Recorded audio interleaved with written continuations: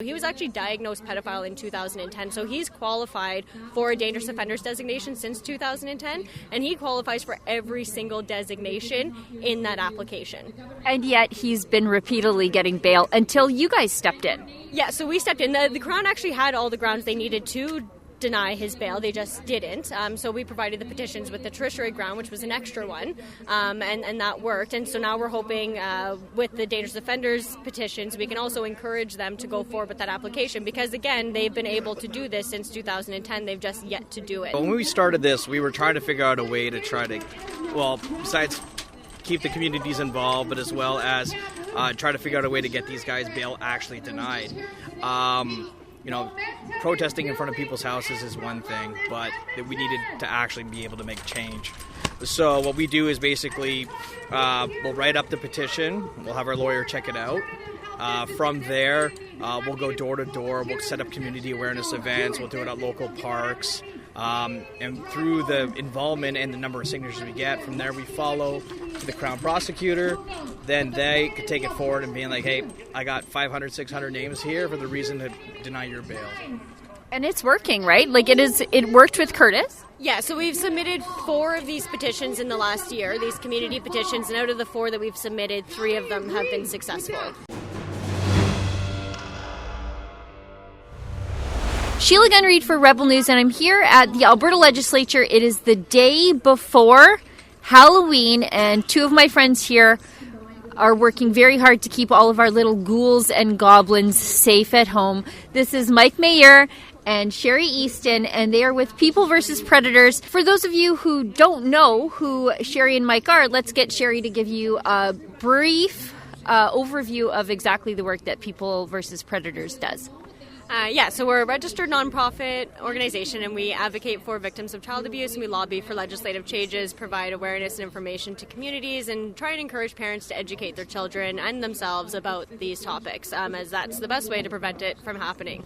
So we have been providing petitions across Edmonton and now Canada, and we've been doing awareness events and providing safety items and all that kind of stuff, but the biggest thing is the awareness and the petition. So this federal petition is the first one we've introduced, and we've been talking about it for a year. So in August we introduced this. We're asking for mandatory distances from playgrounds and schools for offenders who are charged with child sexual offenses against minors. We're asking for mandatory monitoring for them, and we're asking for a graduated system for repeat offenders. So this is the same system that we already have in place for drinking and driving offenses. We're just asking for it to now be applied to child sexual offenses as well, which should be. Most people assume we already have this in place, and they are very confused when we explain to them that we don't. So we're getting the information out there, making sure people are aware that we don't have this, and we're trying to get it because it's very important. We need to keep these people away from children and heavily populated areas where children are especially unsupervised. Now, Mike, we've talked about this before, but especially during the pandemic when kids' sports are canceled, sometimes they have to move from in-person schooling to schooling online. There has been an uptick in sex offenses against children, sort of as kids are separated from their support networks that they would normally access. Yeah, normally the support networks that they would receive would be through school, friends, parents of friends and stuff like that. But now that they've been, locked at home, and some of these kids can't escape their own hells. It's terrible what's happening. The cases have gone up. Even just us, we're getting phone calls constantly, emails about these kind of situations and people asking for help. Now, Sherry, tell us about Curtis Poburan, because I cannot believe this case. You guys have been fighting about Curtis Poburan since basically I met you. He's a recidivist child sex offender, and because of his ability to get bail, he keeps getting out and offending while he's on bail. Yeah, so Curtis Poburan has a huge history of offending in Edmonton. So over 29 years, he's been abusing young boys. So he targets children between the age of 8 and 12 years old. He lures them and abuses them. He has multiple offenses. Almost every single time he's been released on bail or on probation, he breaches. So he has a huge history of breaching those conditions as well. He always reoffends, and from what we can see, he's never served more than 2 years, and he always gets bail. So last year when he reoffended again, and was released on bail next to a school, actually. We petitioned to have his bail revoked. We submitted that. His bail was revoked, and from last we checked, he was remanded still. His court is coming up in the spring, so we're also doing a petition for a dangerous offenders designation, and this would basically give him an indefinite sentence. So he would have a parole eligibility date, but they can deny that eligibility indefinitely. And it would be much longer than the 2-year periods he's been getting prior to. He was actually diagnosed pedophile in 2010, so he's qualified for a dangerous offenders designation since 2010, and he qualifies for every single designation in that application. And yet he's been repeatedly getting bail until you guys stepped in. Yeah, so we stepped in. The Crown actually had all the grounds they needed to deny his bail. They just didn't. So we provided the petitions with the tertiary ground, which was an extra one, and that worked. And so now we're hoping with the dangerous offenders petitions, we can also encourage them to go forward with that application, because again, they've been able to do this since 2010. They've just yet to do it. So we're hoping that we can encourage them to do that, because they actually are quite allowed to. They're qualified to. Like I said, he lists every single ground he meets, so in that application. So, Mike, tell us about the community petitions process and what it does. Because for me, when on the outside looking in, I would describe it as you two are giving a voice to the community that is so often left out of the legal system when dealing with people like Curtis Poburan. How does the petition process work, and how do the Crowns take it and respect it? Yeah, when we started this, we were trying to figure out a way to besides keep the communities involved, but as well as try to figure out a way to get these guys bail actually denied. Protesting in front of people's houses is one thing, but we needed to actually be able to make change. So what we do is basically we'll write up the petition, we'll have our lawyer check it out. From there, we'll go door to door, we'll set up community awareness events, we'll do it at local parks. And through the involvement and the number of signatures we get, from there we follow to the Crown Prosecutor. Then they could take it forward and being like, hey, I got 500, 600 names here for the reason to deny your bail. And it's working, right? Like it worked with Curtis? Yeah, so we've submitted 4 of these petitions in the last year, these community petitions, and out of the 4 that we've submitted, 3 of them have been successful. So in my opinion, that's very good. And the communities are ecstatic the fact that they actually have an opportunity to have a say and have a voice, because they weren't aware that they even had that option or the opportunity to. So just letting people know that they do have the option and that their concerns they do matter in the court and to the Crowns and to the judges. So making sure that they're aware of those concerns is essential, and these petitions give the communities a means to do that. So, and how does the petition for legislative change, how is that going to work, and how do people, more importantly, get involved? Because I think people at home are going to be shocked to know that child sex offenders don't have an escalating system of punishment or bail. Well, and that there's just no mandatory conditions at all. Like, it's all set on a case-by-case basis. A lot of times when you're given a bail plan, so they have to basically submit a bail plan to the courts when they're requesting bail, and they have to say, like, okay, I have a place to live. Okay, I have this set up. I have that set up.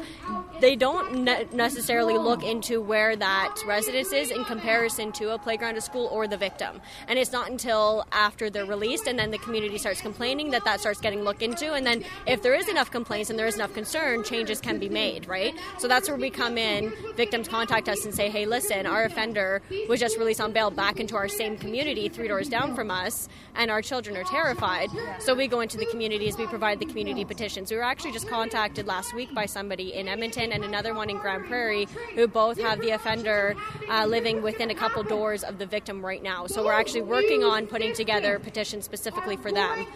With these federal ones, the idea around this is that this would be a blanket petition, and this would help Canadians all the way across Canada. So we wouldn't have to keep doing these community ones for these specific offenders. We have people contacting us in other provinces wanting these petitions because they have their offenders in their communities, but we have no way of getting there to actually help them to do it. So we're hoping with these federal ones we can get this set up. So we have people emailing us from across Canada. We've sent out about 60 emails to people across Canada who are collecting signatures for these federal petitions. You can email us and just sign one yourself and send it back to us. You can collect signatures from your friends and family and send it back to us. You don't have to set up in a playground or anything like that. You don't have to have an event, but we have lots of people that are just signing the petition, sending them back to us. We've been collecting signatures across Alberta since August. We've collected hundreds of signatures, and I'm expecting hundreds more to start coming in by mail as of next week, because as of October 30th, people will start emailing in or mailing in the copies that they've collected signatures from. So we're hoping that by the end of November, we'll have a tally of all the signatures we've collected from each province. We're going to take all of those signatures. We're going to make a nice little cover letter. We're going to submit this to every member of Parliament across Canada, so just over 300 of them. We want every single one to get this in their mailbox, and we want every single one to go forward with a bill. And so we're hoping that once we've submitted these to the members of Parliament, we can get the communities involved to then put pressure on their members of Parliament to put forward a bill in the House so we can get this legislation passed. Well, and it's something that I think every member of Parliament should support. I don't know what sort of objections they could possibly have. Mike, I want to ask you, because I want to get out of your hair so you can get to educating the public. I want to ask you, what is the best way for people to support the work that you do? Because you guys are, you're doing this a lot as a labor of love. You don't have big donors. This is your own time. It's Saturday. I know you both have real jobs, and yet you're here in the cold, working really hard. So if people see this and they feel compelled to help, but also they want to know where you're going to be if they want to come sign petition or support you in person, how do they find out those things? All right, you guys can check us out on our website, peopleversuspredators.ca. Other things do go on Facebook, our Facebook group, as well as our Facebook page. If you guys have any other questions or want to reach out to us, get a hold of us. If you're in a bad situation, you need some help, just email us. We check the email pretty regularly, so we will get back to you. That's basically the way. If you guys want to come to our events, like I said, we always post our events. We're always doing different things. Cash donations. Yeah, most of our stuff is on Facebook, so that's the best way to track us down. You can email us, official peopleversuspredators@gmail.com. We accept e-transfers. We have that email set up to our business account right now. We do have PayPal options on our website, so people can donate to us through our website there as well. But yeah, just reach out to us. If you guys have questions or if you need anything, reach out, get in touch. We need help. We need volunteers. We need canvassers. So it's not only money, but even just support and just people that start talking about it. Talk to your neighbors. Tell them, hey, PVP exists. Well, guys, thanks so much for the work that you do to keep other people's kids safe. I think the work you do is so valuable, and you two are just absolutely irreplaceable. As we're here today, Mike pointed out, people that you guys had helped previously, victims, and, you're really the only people right now in the space doing the work that you do. So I encourage everybody at home to support the work that People versus Predators does. For Rebel News here at the Alberta Legislature, making sure this tent doesn't blow away, I'm Sheila Gunn Reid. At Rebel News, we tell stories that you won't hear anywhere else, like the story of People versus Predators and how Mike and Sherry work tirelessly to keep our children safe. Now, we are in serious jeopardy of being shut down completely by YouTube. So if you want to stay in touch with us so you can hear stories like Mike and Sherry's, just go to rebelnews.com. There's a little pop-up there. It'll ask for your phone number or your email address. We'll never sell it. We'll never abuse it. We will only use it to stay in touch with you when YouTube finally nukes our channel altogether.